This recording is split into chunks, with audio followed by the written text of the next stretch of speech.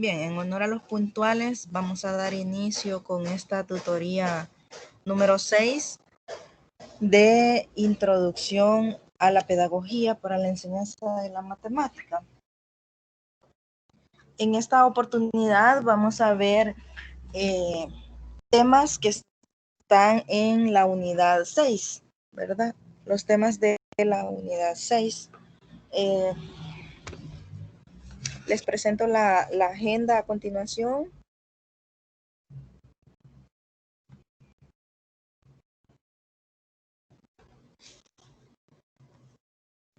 El primer punto, pues el saludo y la bienvenida, ¿verdad? Sean todos bienvenidos a esta última tutoría que vamos a tener, ¿verdad? Eso no significa que hemos terminado el ciclo, sino que hemos terminado pues solamente las tutorías y siempre estamos pendientes con sus dudas, consultas a través de los diferentes medios. Después de ese punto vamos a hacer algunos avisos y recordatorios. Vamos a hacer un sondeo de lectura. Entre los avisos y recordatorios también pueden hacer dudas, consultas generales, ¿verdad? Sobre las tareas, la discusión de contenidos después del sondeo de lectura y finalizamos con dudas o consultas que tengan, ¿verdad? De cualquier índole. Bien, algunos avisos y recordatorios. El primero de ellos es que el control de lectura lo deben entregar para mañana, ¿verdad? Mañana es último día, ¿verdad? Pueden entregarlo ahora. Algunos me han estado consultando sobre ese control de lectura, ¿verdad? Significa que no lo han terminado porque tienen ciertas dudas. Podemos aclararlas, ¿verdad? En este momento, recordar que la entrega del trabajo de investigación es para el 1 de febrero, el trabajo de investigación, y la segunda prueba ordinaria que sería el sábado 30. ¿Ya? Faltan 15 días, de 10 a 11:30. Si por alguna razón no la pueden realizar, como por las razones válidas, ¿verdad? Pueden hacer una prueba diferida, que es el domingo 7 de febrero. Las razones válidas son que tengan otra prueba el mismo día a la misma hora, ¿verdad? La prueba diferida es para el 7 de febrero y la prueba de suficiencia es el 13 de febrero. La prueba de suficiencia es solamente para aquellos estudiantes que no alcanzaron la nota mínima. La nota mínima es 6. Entonces los que llegaron entre 5 y 5.9 tienen derecho a esa prueba de suficiencia. Esa prueba de suficiencia es, tienen que sacarse 6 más los que le hace falta, ¿verdad? Para llegar a 6 en la nota final.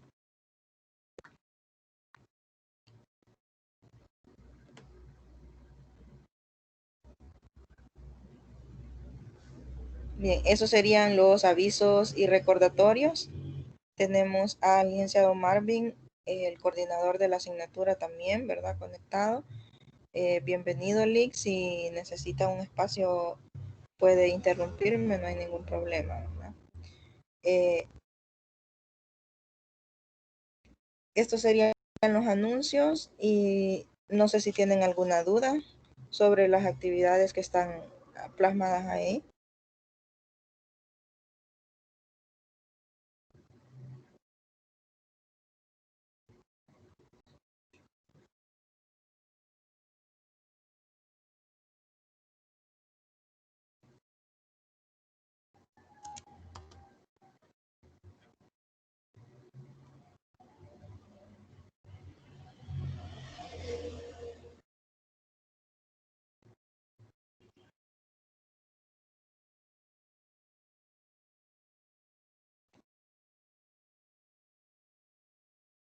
Bueno, continuamos. Si ustedes tienen alguna duda en cualquier momento, ¿verdad? Pueden hacerla. Vamos a hacer un pequeño sondeo de lectura, aunque yo sé que han estado leyendo porque tienen el control de lectura, ¿verdad? Para entregar el día de mañana. Vamos a ver qué entiende por educación matemática. Si alguien me puede ayudar diciéndome qué entiende por educación matemática, pueden activar su micrófono o pueden escribirlo en el chat. Yo con gusto lo leo. Les voy a dar un tiempo ahí para que piensen, analicen esa pregunta.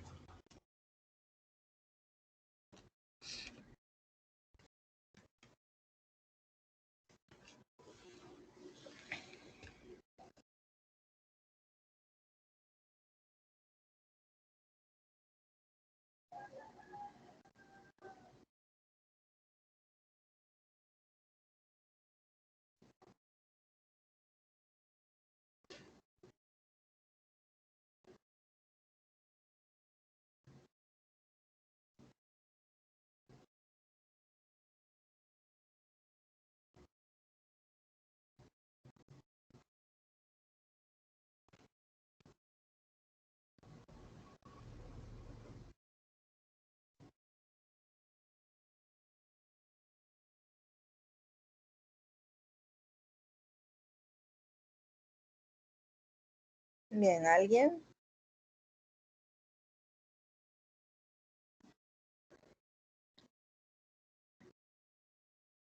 ¿Alguien quiere participar?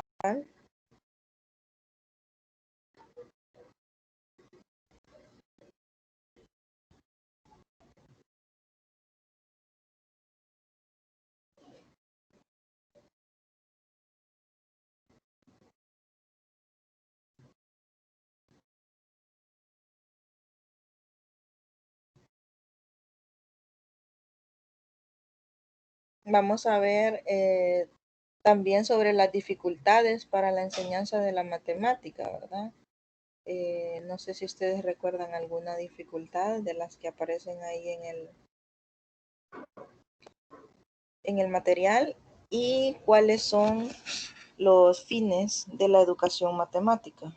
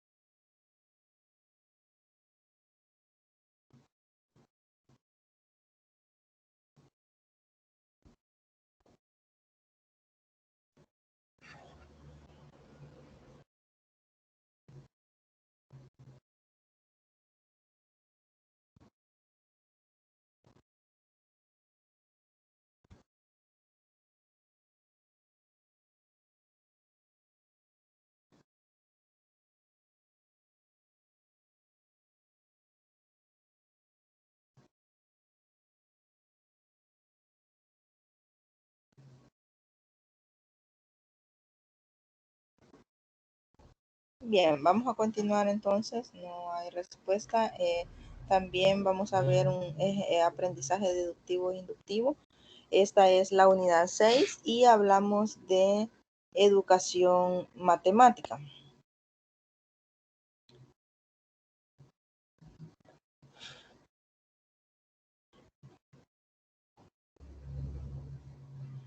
Dice que teniendo en cuenta que la educación matemática se considera un nuevo campo teórico con identidad propia, el objetivo de este material es estudiar la perspectiva de la matemática como área de conocimiento, los fines de la enseñanza de la matemática y por último culminar con las dificultades que tienen los estudiantes en estudiar el área de matemáticas.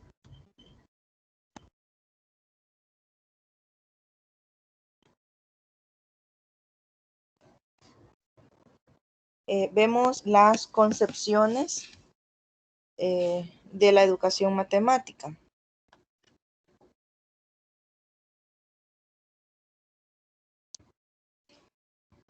Dice que Godino, Batanero y Font son autores, ¿verdad? En 2003 identifican dos concepciones extremas en cuanto a la enseñanza de la matemática, la idealista platónica y la constructivista.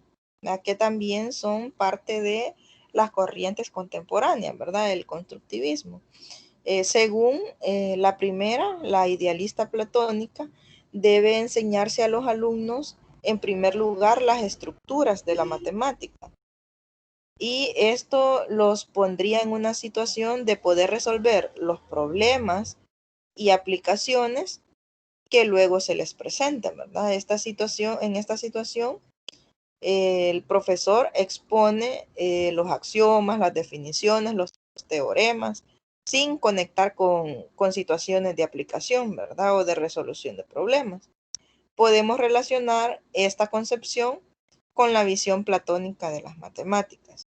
Y la segunda visión constructivista, las aplicaciones, tanto externas como internas, deberían regirse en el proceso de construcción de conceptos matemáticos por parte de los estudiantes, ¿verdad? Donde los estudiantes pues construyen su propio conocimiento.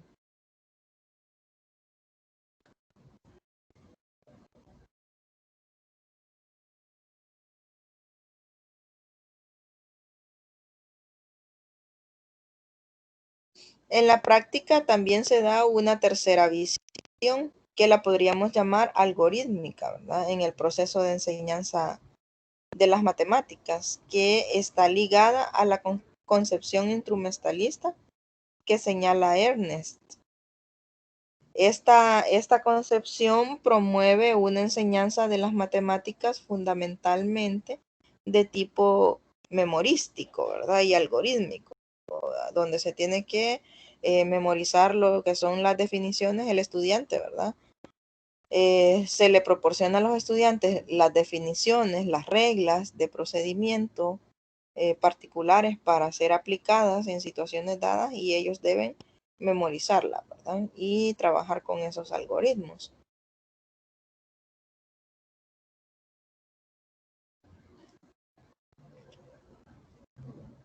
La educación matemática como ciencia tiene como objeto de estudio la relación entre los saberes, la enseñanza y el aprendizaje de contenidos matemáticos.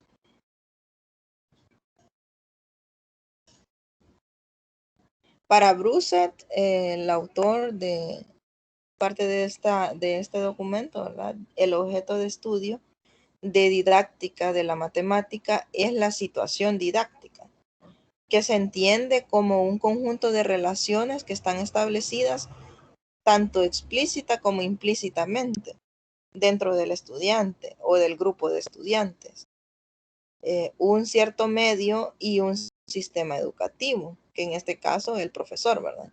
Con la finalidad de lograr que los estudiantes se apropien de un saber constituido en vías de constitución.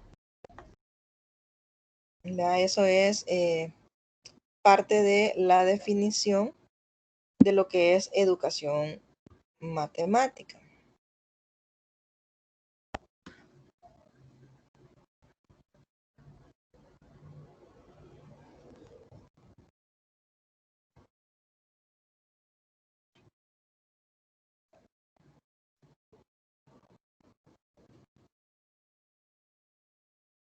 Les preguntaba ahí sobre las dificultades, ¿verdad? Para la enseñanza de la matemática. En una investigación sobre enseñanza de las matemáticas en secundaria llevada a cabo entre los años 2012 y 2013, que tenía como finalidad determinar la efectividad de una intervención basada en el diseño de estrategias y escenarios educativos enfocados en el desarrollo de competencias matemáticas en un ambiente que favorezca la convivencia respetuosa entre los alumnos de secundaria. Se analizaron los obstáculos para que los alumnos desarrollen las competencias que prescribe, el currículum escolar.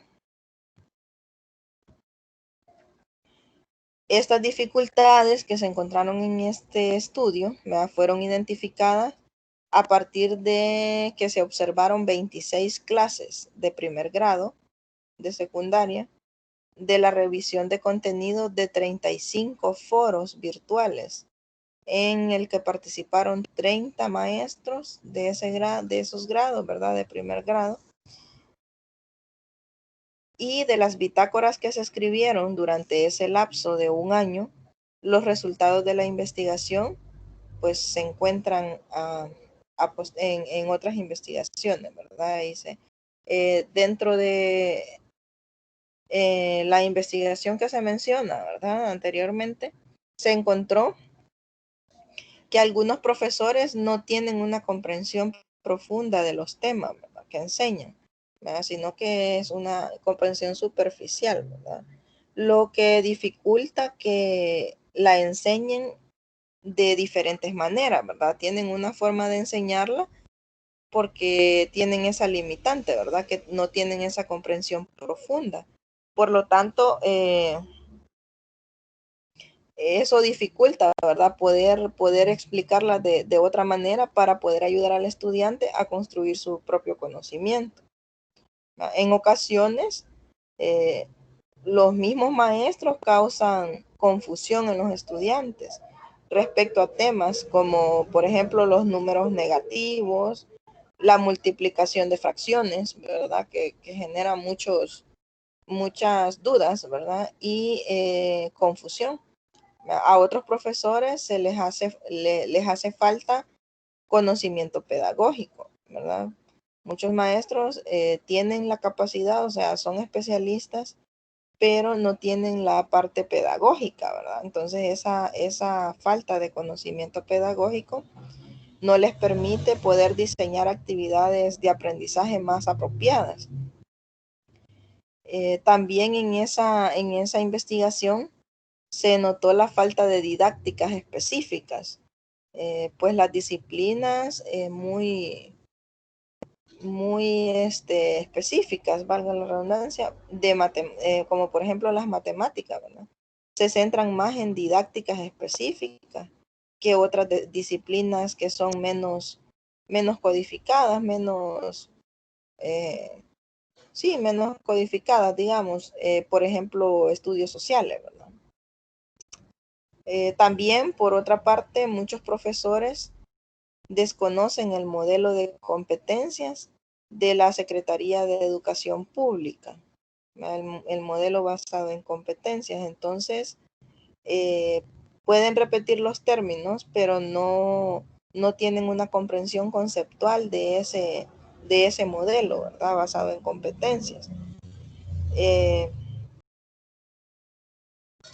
Otra dificultad que se demostró en esa investigación es que uno de los aspectos muy importantes que no favorece el aprendizaje es que los profesores confunden la evaluación con calificación, ¿verdad? Y muchos, no solo los profesores, ¿verdad?, también los estudiantes, confunden la evaluación con calificación, ¿verdad? Califican aspectos no relacionados con el aprendizaje, como limpieza, asistencia, entrega de tareas, ¿verdad?, la buena conducta, trabajos en clase, etcétera. Aunque está bien, ¿verdad? Está bien evaluar esos aspectos como parte del proceso formativo, ¿verdad? Pero eso, parte de la asistencia, por ejemplo, no es una calificación que se obtiene, ¿verdad? Sino que se evalúa de manera formativa. Los profesores parten del supuesto que los alumnos deben de llegar digamos, de educación básica, o todos, ¿verdad?, en general, deben de llegar con interés por aprender lo que en la escuela se les quiere enseñar, y les motiva que no sea así, se les desmotiva, ¿verdad?, que no sea así, dice. Entonces muchos maestros piensan, ¿verdad?, el estudiante va a venir motivado de aprender del nivel anterior, viene preparado para los nuevos aprendizajes, pero la realidad es otra, ¿verdad?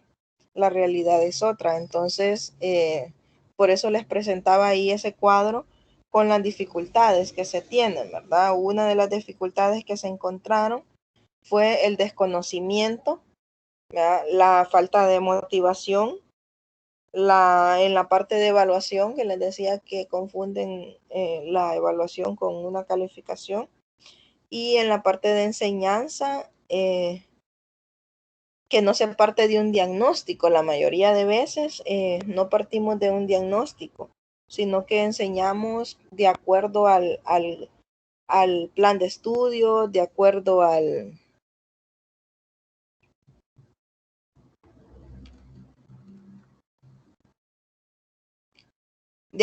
programa, ¿verdad?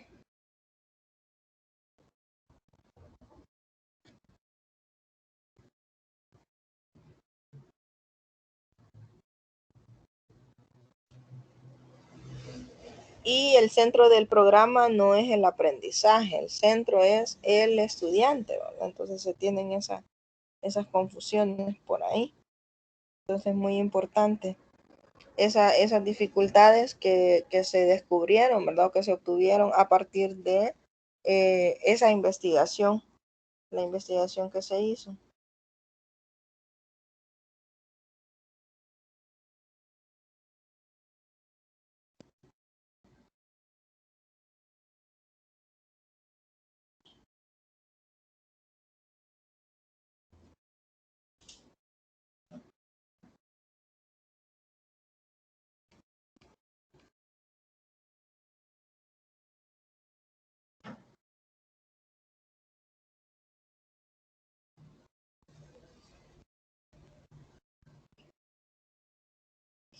Bien, hablamos también de las escuelas y o corrientes. Esto está en el material 6.1.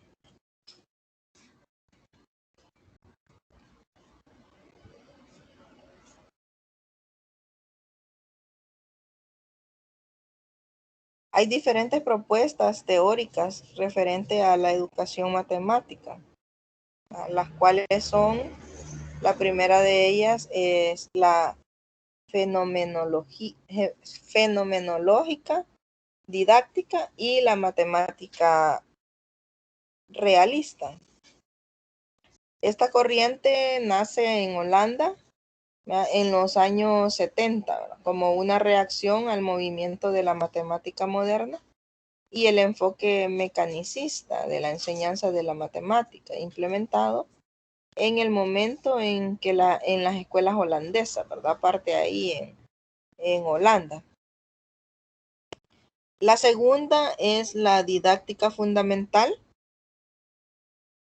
Una característica importante de esta corriente en su consideración de los fenómenos de enseñanza y aprendizaje bajo un enfoque sistémico en donde el funcionamiento global de un hecho didáctico no puede ser explicado por el estudio separado de cada uno de sus componentes.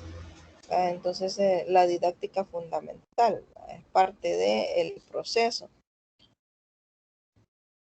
También tenemos el enfoque ontosemiótico.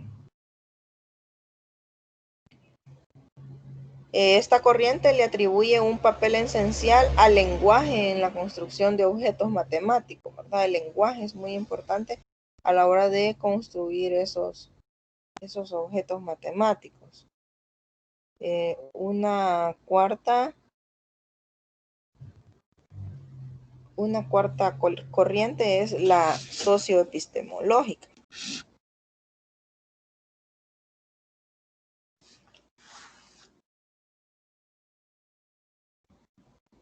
La socioepistemológica se caracteriza porque pretende explicar los procesos de construcción, adquisición y difusión del saber matemático en base a las prácticas sociales.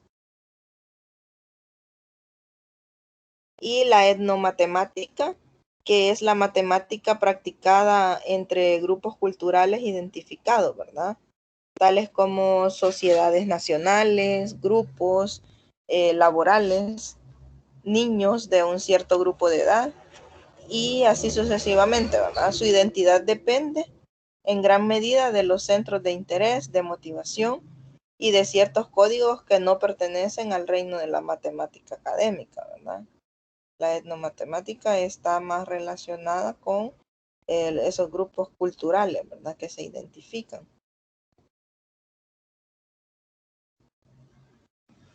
Y tenemos también la educación matemática crítica. Esta corriente se nutre de la teoría crítica, la cual parte de situaciones concretas y le da importancia a diferentes eh, diferencias culturales, ¿verdad? A la memoria histórica y además resalta la escuela como centro de resistencia y transformación de la sociedad. Esas son las escuelas y corrientes que aparecen en el documento. Hablamos también de competencias matemáticas. La competencia matemática consiste en la habilidad para utilizar y relacionar los números, sus operaciones básicas, los símbolos y las formas de expresión y razonamiento, tanto para producir e integrar distintos tipos de información, como para ampliar el conocimiento sobre aspectos cuantitativos y espaciales de la realidad y para resolver problemas relacionados con la vida cotidiana y con el mundo laboral.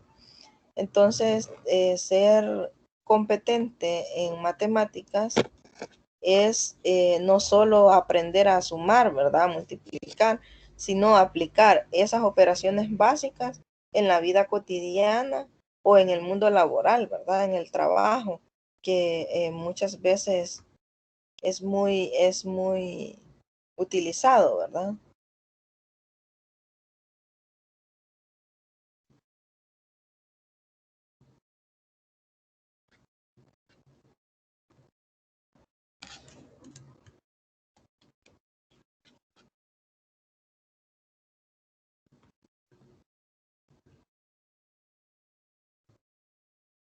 Con el objeto de lograr una aproximación al concepto de competencias matemáticas, se consideran en principio tres tipos de competencias: las básicas transferibles, las técnicas y las profesionales.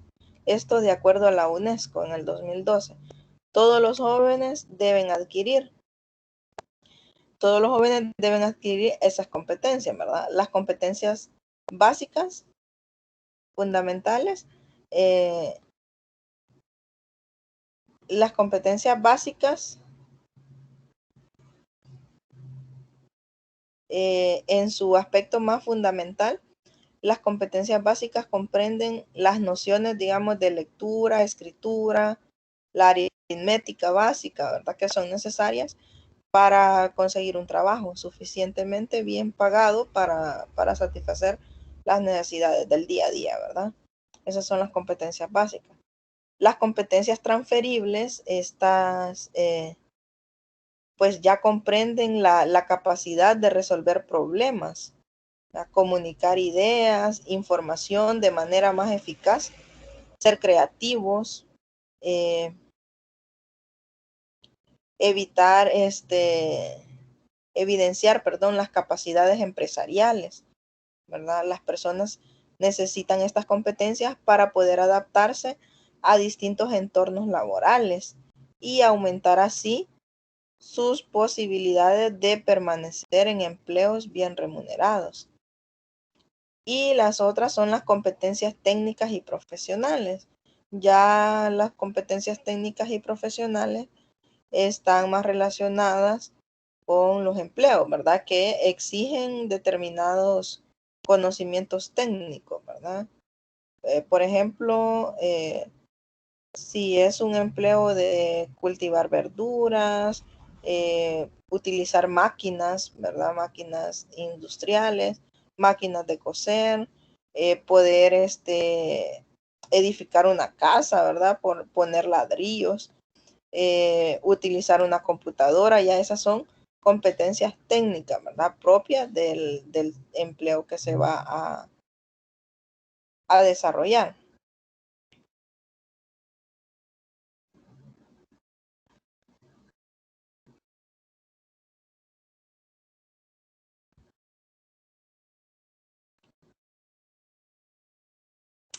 Bien, hablamos también de los fines de la educación matemática. Uno de los fines es lograr para cada individuo las competencias matemáticas que se corresponde. Preparar a cada individuo para la vida adulta, reconociendo que algunos alumnos requieren más instrucción matemática que otros. Fomentar el reconocimiento de la utilidad fundamental matemática en nuestra sociedad.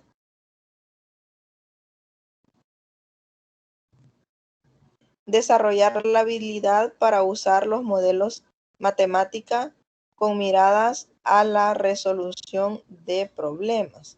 Esos serían los fines de la educación matemática, que están muy relacionados con los fines generales, ¿verdad? De la educación. De acuerdo a la Constitución Política de El Salvador, en el artículo 55 aparece lo que son los fines, ¿verdad? La educación tiene como fines lograr el desarrollo integral de la personalidad en su dimensión espiritual, moral y social. Está relacionada con el fin, ¿verdad? Que aparece ahí, que tenemos que lograr para cada individuo la competencia matemática que se corresponde. Entonces eso significa desarrollarlo de manera integral, ¿verdad? Contribuir a la construcción de una sociedad democrática más próspera, justa y humana es parte de los fines de la educación en El Salvador, ¿verdad? Inculcar el respeto a los derechos humanos y a la observancia de los correspondientes deberes. Combatir todo espíritu de intolerancia y de odio. Conocer la realidad nacional e identificarse con los valores de la nacionalidad salvadoreña y propiciar la unidad del pueblo centroamericano. Entonces, estos fines están relacionados, ¿verdad?, con lo que son los fines de la educación.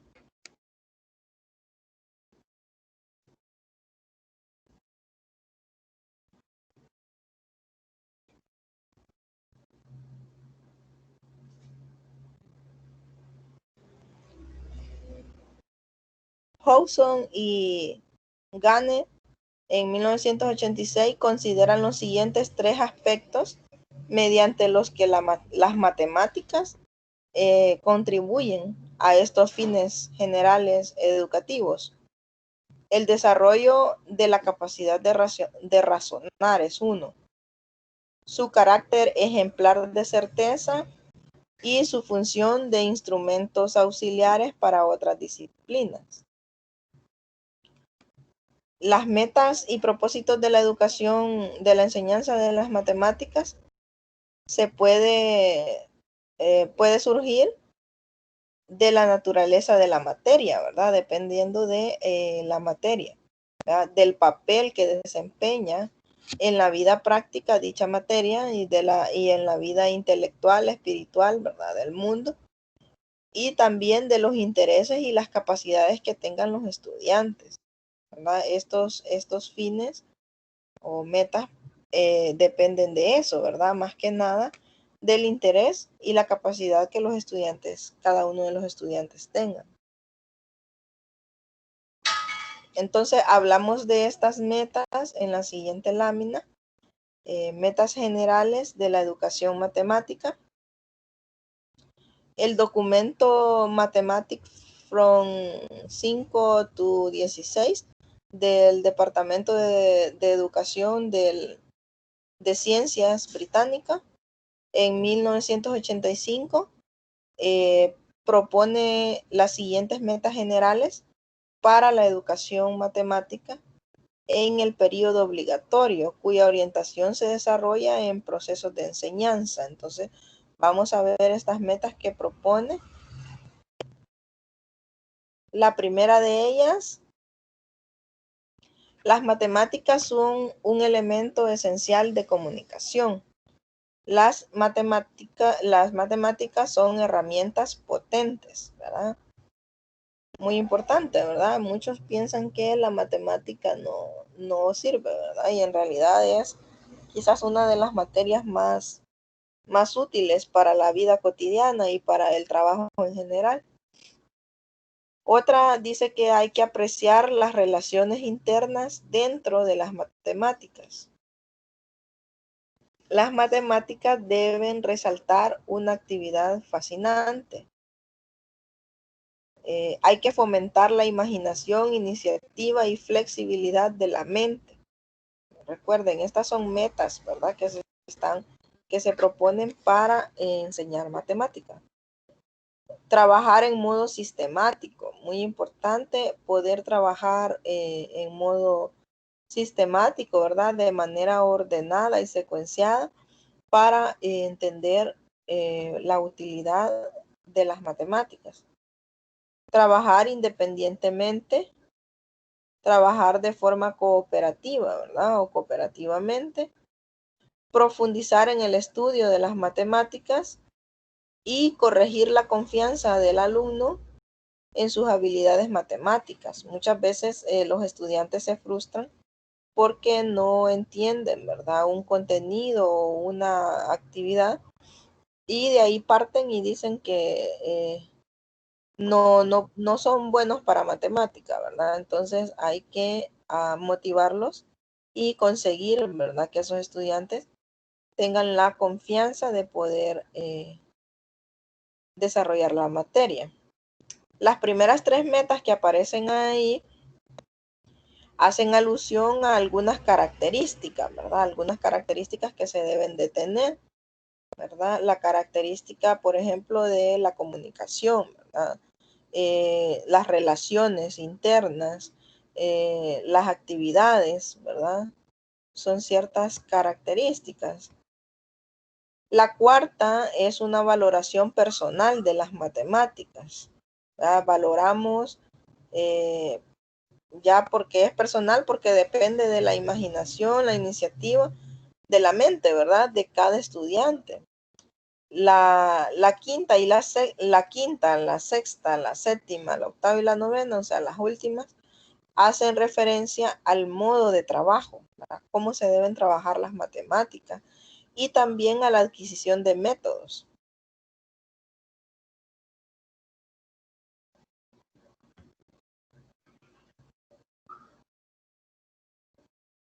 Hablamos ahora de la estructura didáctica en acto.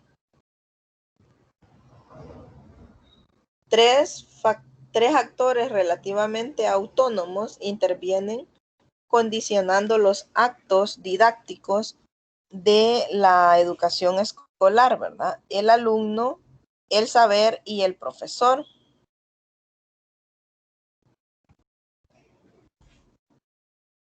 Esos son los tres, la estructura didáctica, ¿verdad? El alumno, como es natural, ¿verdad? El alumno desarrolla sus actos de razonamiento a través de distintas fases de proceso de pensamiento, ¿verdad? La mayor importancia para la didáctica reconoce a posteriori, ¿verdad? O incluso poder anticipar, ¿verdad? Estas situaciones.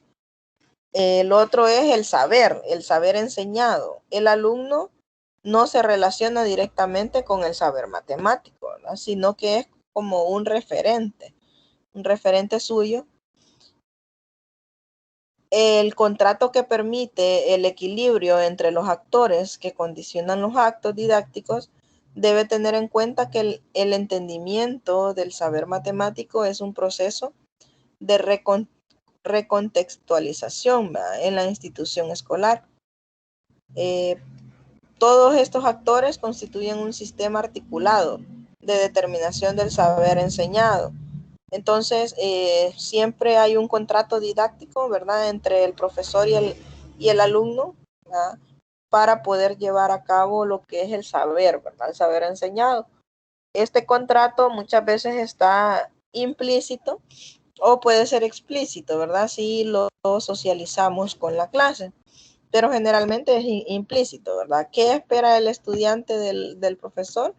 Pues que le enseñe, ¿verdad? Que le dé clases, que le explique, que le enseñe. ¿Qué espera el docente del estudiante?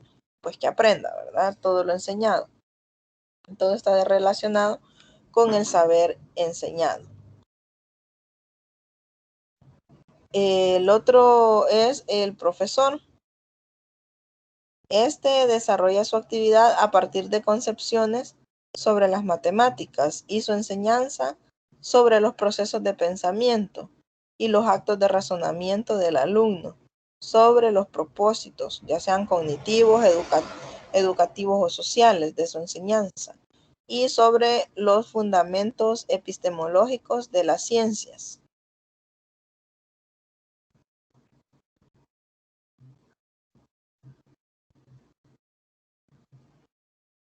Bien, veamos aquí la diferencia, ¿verdad? O del saber matemático y el saber enseñado. Bueno, el saber matemático es transpuesto en saber diseñado, saber enseñado, perdón, por la estructura didáctica. Depende de la estructura didáctica. El objeto matemático al cual se refieren las cadenas de enunciados predicativos de una teoría no es el objeto de la matemática. Las especificidades de dichos objetos matemáticos, en tanto teoría, se pueden caracterizar a partir del oficio del matemático como investigador. Es la actividad investigativa en donde se desarrolla, se determinan aquellos razonamientos sobre los objetos que son susceptibles de convertirse en saber nuevo e interesante para los pares.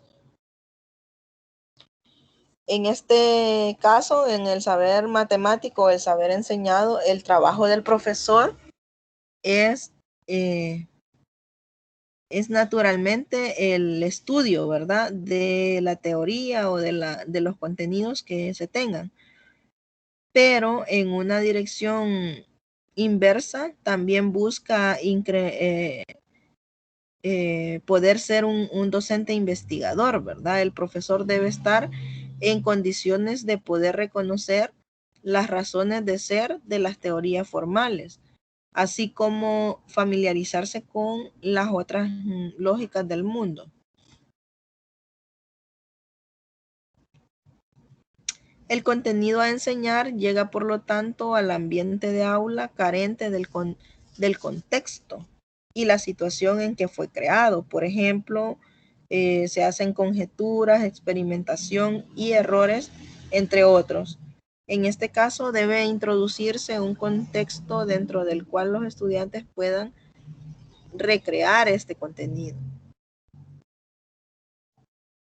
Es decir, el docente transpone una forma, ¿verdad? De una forma del objeto a enseñar en objeto de enseñanza.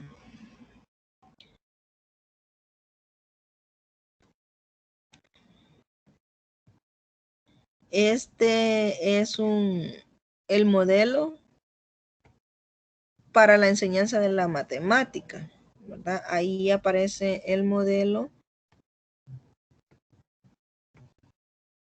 Este modelo está propuesto y tiene 3 dimensiones, ¿verdad? La primera es la enseñanza de las matemáticas. La segunda es el aprendizaje, ¿verdad? Que los alumnos pueden obtener, y la evaluación. Además, tiene 2 ejes transversales que cruzan todas las dimensiones. La idea de la matematización de la realidad, es decir, que el alumno piense su entorno en términos matemáticos. Esa es la matematización de la realidad, ¿verdad? Que piense en forma matemática de acuerdo a la realidad, el entorno en el que vive. Y los aprendizajes esperados. Estos 2 ejes, en el caso de los aprendizajes esperados,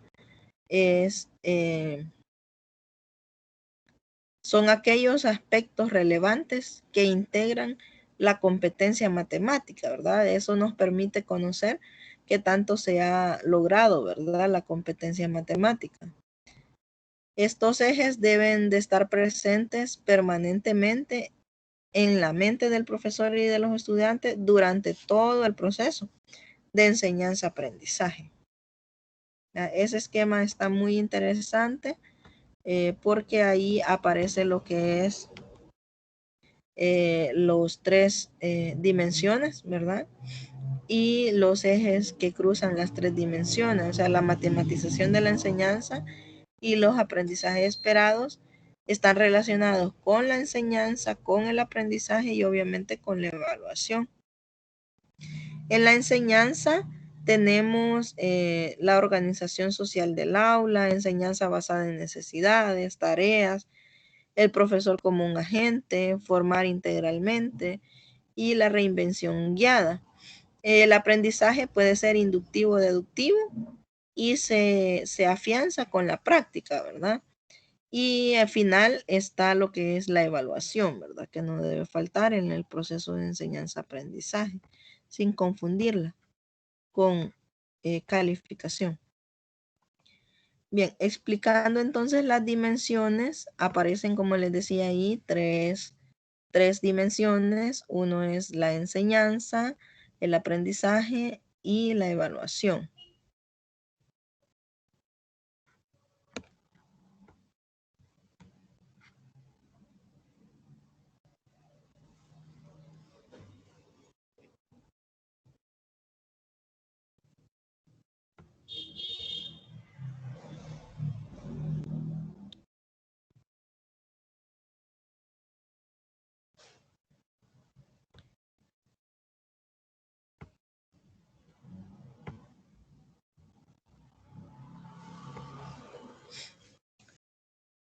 Vamos a desglosar cada uno de ellos. En el primero, hablando de la enseñanza, dice que es la primera dimensión del modelo y aunque el centro de un programa educativo sea el aprendizaje, en términos de enseñanza se engloban todas las acciones que realiza el profesor para que los alumnos aprendan.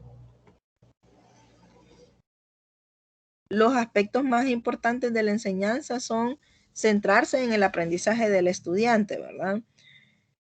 Y no en el cumplimiento del programa. Eso es muy importante. Que el profesor se asuma como agente educativo y no como operario, para poder garantizar socialmente en el aula según la naturaleza de la tarea. Enseñar basándose en las necesidades de los alumnos. Guiar la reinvención de las matemáticas, incluir tareas diversas de manera simultánea y contribuir a la formación integral del alumno. Esos son parte, ¿verdad? De la primera dimensión del proceso de enseñanza. Esto está en el material de 6.2, ¿verdad? Hablamos.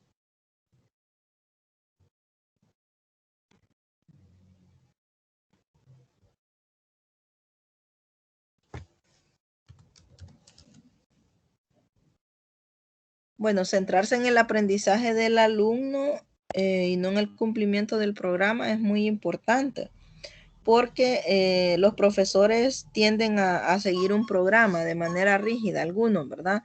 Lo que vamos tratando es de cubrir el programa, de que tenemos que llegar a cubrir todos los contenidos que están en el programa o que se supone que se deben desarrollar, ¿verdad? Y al escucharlos decir que sus clases están bien porque van al día con el cumplimiento del programa, no significa que los estudiantes van a aprender, ¿verdad? O han aprendido todo ese conocimiento. Entonces, el aprendizaje de los estudiantes no se toma mucho en cuenta, ¿verdad? Por eso, en este modelo, considera que el proceso de enseñanza debe centrarse en el aprendizaje y no en el cumplimiento del programa, ¿verdad? Otro punto importante dice que el profesor se asuma como agente educativo. O sea, el profesor es considerado como un técnico a quien se le deben dar todos los insumos, el programa, la jornalización, ¿verdad? Las fechas de cumplimiento, etcétera. Y con esto el profesor debe de desarrollar ese programa. Entonces, pero el profesor no debe ser operario, nada más, ¿verdad? Ya que es una parte fundamental del proceso de enseñanza-aprendizaje, poder transmitir esos conocimientos. La motivación es importante, ¿verdad? Para que un estudiante pueda aprender, el profesor tiene que estarlo motivando constantemente. Podemos mejorar o incrementar la motivación para el aprendizaje. Por ejemplo, y graduando las dificultades de aprendizaje, ¿verdad? Hacerla de las más sencillas a las más difíciles y poderlos motivar. Mira, si pudiste hacer este ejercicio, entonces este otro te va a salir también, ¿verdad? O mejor. Se puede también asegurar que los alumnos tengan éxito en las tareas, calificar, ¿verdad? De acuerdo a cómo se les ha enseñado, plantear problemas de interés para ellos o incluso del entorno, ¿verdad? En el que ellos viven para que se motiven. Otro punto importante en la enseñanza es organizar socialmente el aula, ¿verdad? Según la naturaleza de la tarea. Hay muchas actividades que se pueden también hacer fuera del aula, ¿verdad? Pueden hacerse en la cancha, en el patio, qué sé yo, cuando volvamos a la escuela, primero Dios. Se pueden realizar. Y otro punto también es la enseñanza basada en necesidades. Los alumnos llegan, ¿verdad? De los distintos niveles con conocimientos y habilidades, pero además el ritmo en el que aprenden varía, ¿verdad? No todos los estudiantes aprenden de la misma manera. Entonces es importante que la enseñanza se base en las necesidades de estos estudiantes.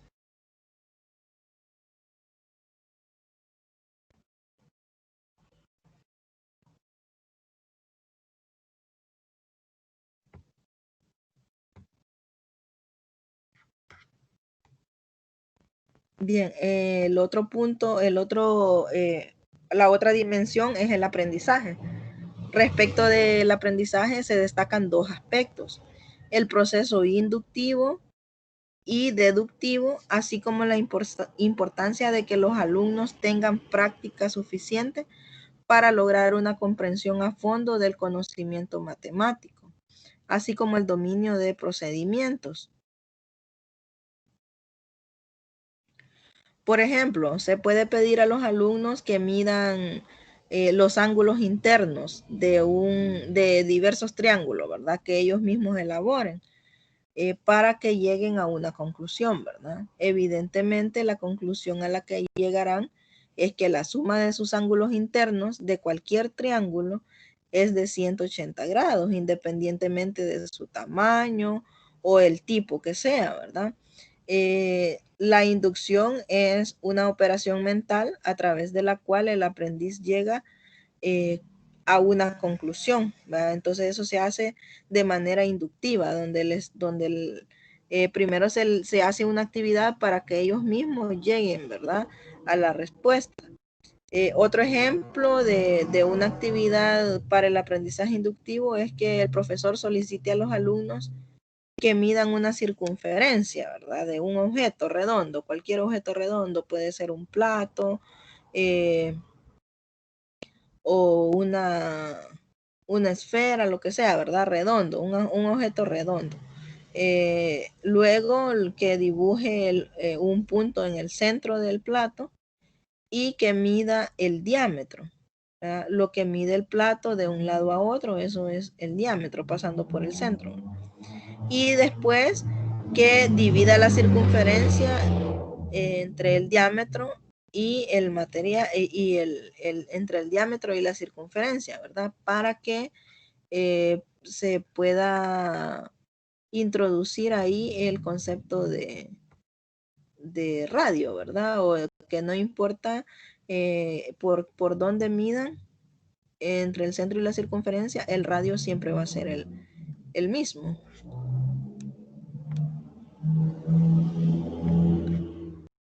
El aprendizaje, otros ejemplos de aprendizaje inductivo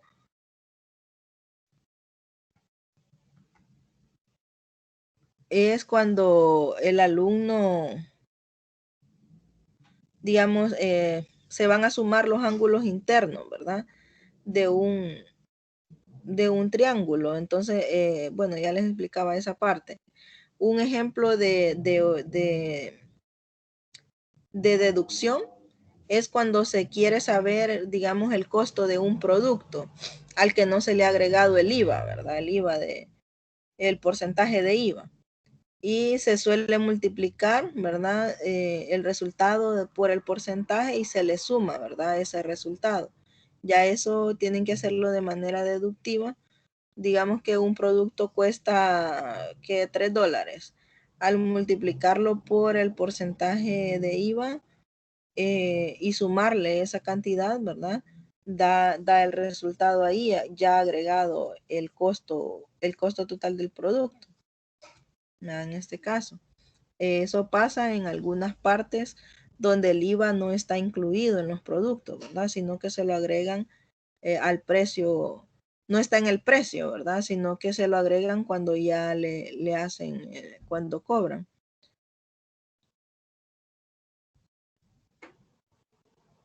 Bien, y la tercera dimensión que aparece es la evaluación, ¿verdad? En las escuelas, la evaluación tiende a ser relacionada como calificación. Esta calificación, que incluye la asistencia, la participación, las tareas, la conducta, el aprendizaje, no representa de manera alguna el aprendizaje de los alumnos. En este sentido, no sirve como retroalimentación. La evaluación, dice Medina Rivilla, la define como una actividad compleja, intencional y fundamentada que pretende valorar la calidad de un proceso y o un resultado, con la finalidad de informar del mismo para propiciar futuras decisiones justificadas que contribuyan a su mejora. La evaluación nos permite diagnosticar, ¿verdad?, el nivel de aprendizaje de los alumnos, que debe servir principalmente para retroalimentar a los alumnos sobre su desempeño y para planear y replanear nuevas situaciones de aprendizaje que lleven a cada alumno hacia el cumplimiento de los aprendizajes esperados, ¿verdad? Que la autoridad educativa ha señalado. Y no confundir la verdad, la evaluación con calificación.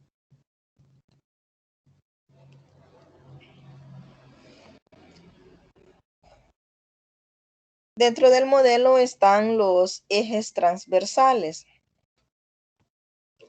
El modelo, además de los 3 elementos centrales, contiene los 2 ejes transversales que cruzan todo el proceso de enseñanza-aprendizaje, que según la figura que veíamos ahí, es la matematización de la realidad y los aprendizajes esperados.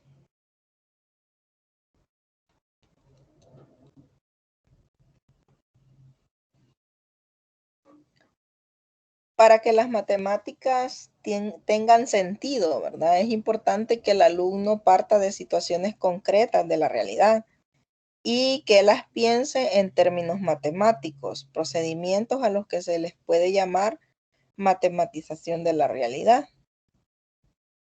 Por ejemplo, si el alumno puede pensar en su escuela en términos matemáticos, ¿cuál es la edad promedio de los estudiantes? ¿Cuál es la edad promedio de los profesores?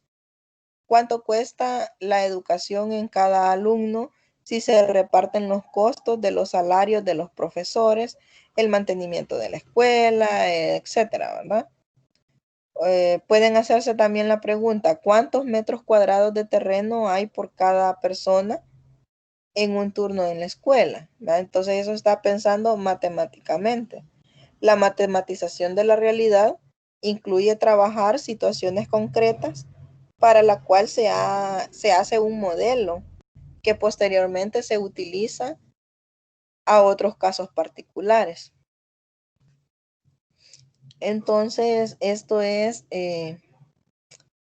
lo que, lo que tenemos, ¿verdad? Los contenidos de la unidad 6 como, como en resumen, ¿verdad?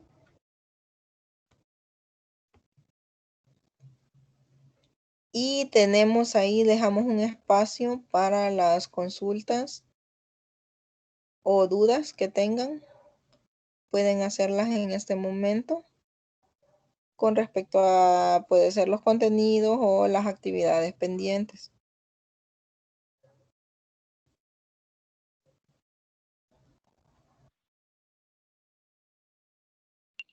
Buenas, Lick. Yo quería consultarle acerca del parcial. Quería saber si iba a tener, digamos, la misma dinámica que el parcial pasado, porque yo no tengo computadora por el momento, entonces el parcial lo haría desde el celular.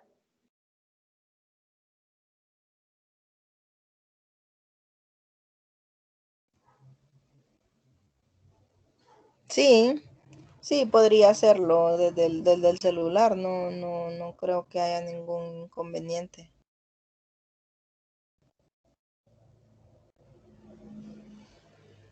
Bueno, gracias.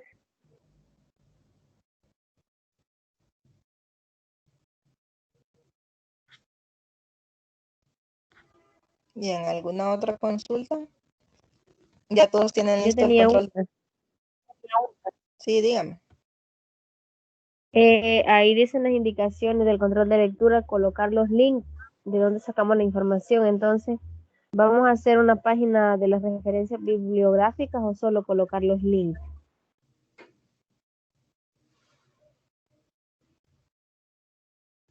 No, ahí sería, sí, en la parte final, después de hacer el cuadro comparativo, pueden agregar los enlaces, una, cibergrafía o la bibliografía que ustedes normalmente ponen ahí, y ahí ponen todos los enlaces donde buscaron información.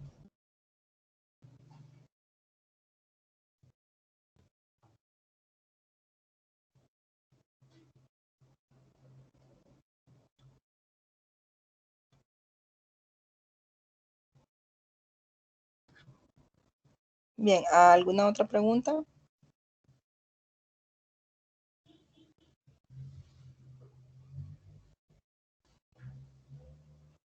Bien, a una de sus compañeras me preguntaba sobre el control de lectura, ¿verdad? Algunos yo creo que ya lo terminaron, pero otros tienen dudas sobre eso, sobre eh, las corrientes contemporáneas.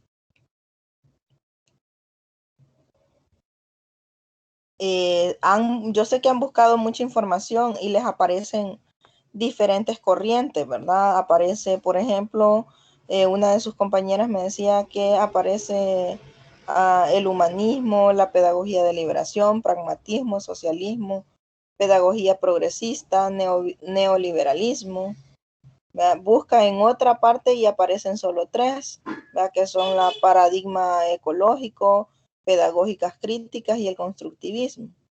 Y en otra aparece sobre el paradigma de la escuela nueva, el paradigma de la pedagogía liberadora, el paradigma del enfoque cognitivo, constructivista, sociohistórico. Entonces hay mucha información, ¿verdad? Lo que ustedes tienen que hacer, si no lo han hecho, ¿verdad? Es basarse en la lectura, porque por eso es un control de lectura, ¿verdad? Basarse en el material de lectura que tienen ahí sobre las corrientes contemporáneas, que aparece bien poco, ¿verdad? Material eh, en la unidad 5 sería. En la unidad 5 está ahí la historia de la pedagogía, un enlace. En ese enlace aparecen la historia de la pedagogía, los orígenes, la época feudal, bueno, lo que vimos en la unidad, en la tutoría 5, la reforma, la contrarreforma, la pedagogía tradicional, la pedagogía moderna y ahí aparece la pedagogía contemporánea. Les voy a proyectar eso, aunque lo tienen igual, ¿verdad? Lo tienen ahí Sí, dígame quién levantó la mano por ahí. Marvin. Ah, licenciado, adelante.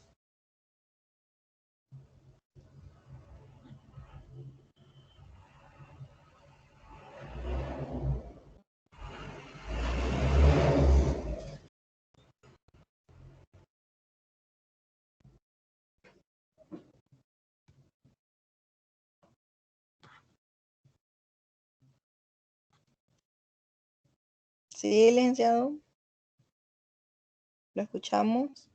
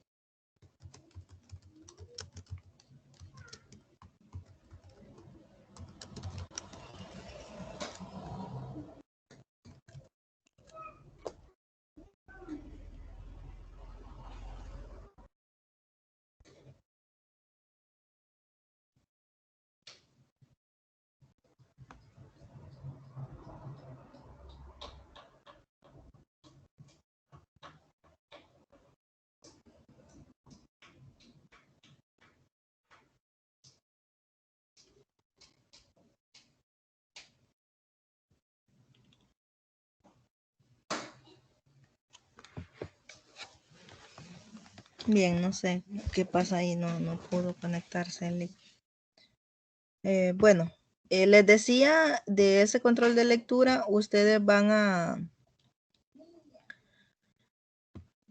trabajar las corrientes que aparecen en el material, ¿verdad? Van a investigar, por ejemplo, aparece John Dewey con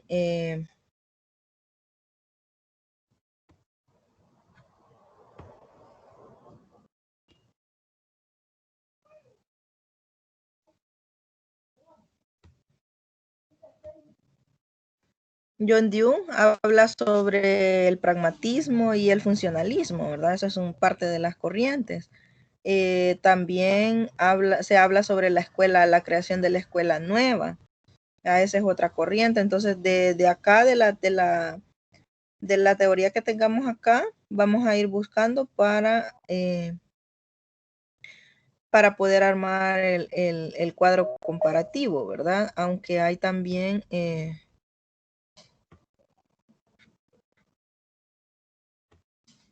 también está Ovid de Clory, que habla sobre el método global de lectura y la globalización de la enseñanza. Aquí se habla sobre el constructivismo, ¿verdad? El constructivismo y el cognoscitivismo. Entonces, esas son las corrientes que van a investigar, ¿verdad? Las más relevantes. No es necesario que las pongan todas las que han encontrado ahí, ¿verdad?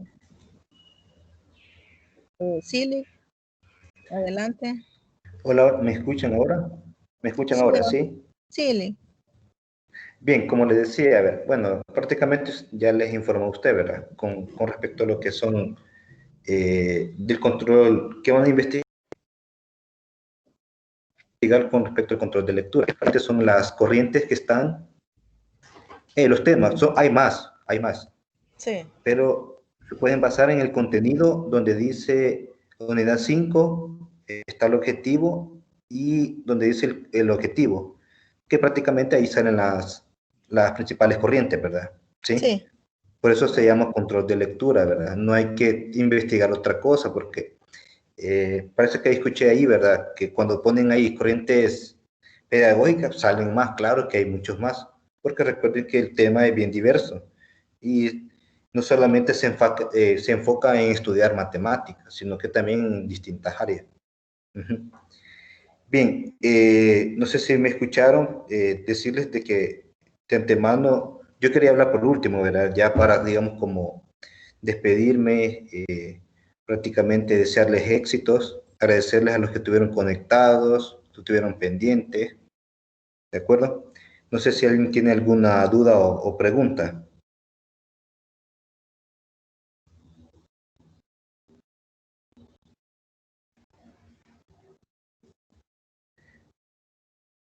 Bien,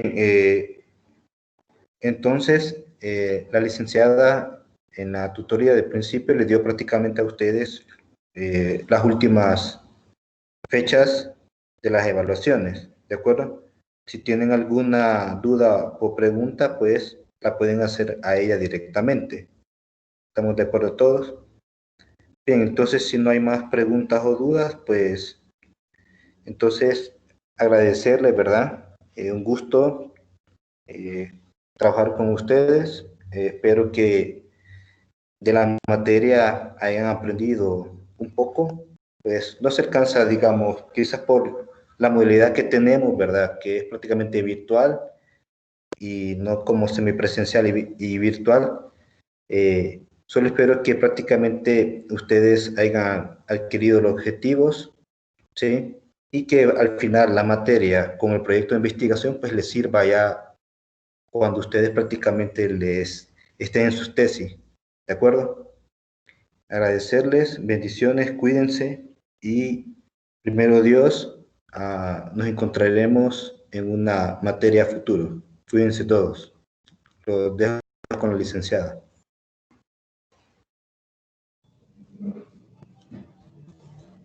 Bien, gracias, Lick. Es un gusto también, ¿verdad? De poder Gracias. trabajar Sí. con usted y poder trabajar con este grupo que ustedes, ¿verdad? Como estudiante, el grupo bastante bueno, muy motivado, preguntando, consultando lo que no entendían, ¿verdad? Conectándose, es uno de los grupos virtuales que tengo que tengo mayor asistencia, ¿verdad? Entonces, a pesar de que las tutorías no son obligatorias, ustedes siempre están pendientes, ¿verdad? De conectarse y de eso pues hace ver que tienen esa motivación por aprender, ¿verdad? Espero que sigan así, motivarles a que sigan aprendiendo, que no se queden, ¿verdad? Que ha sido un año muy difícil, pero sin embargo hemos salido adelante, estamos acá trabajando, aprendiendo, ¿verdad? Y espero pues que sigamos el próximo ciclo y nos encontremos por ahí en alguna otra asignatura. Para mí ha sido un placer poder estar con ustedes. Aunque no hemos terminado el ciclo, estamos pendientes con el parcial, ¿verdad? Yo estaré atenta a sus dudas o inquietudes que tengan con respecto a las actividades que aún faltan y me comprometo a calificar también las actividades que no están calificadas hoy este fin de semana. Entonces, eso es todo. Bendiciones para todos y nos vemos en una próxima oportunidad. Muchas gracias, licenciada. Gracias, feliz tarde. Gracias, feliz provecho a todos y feliz tarde a todos.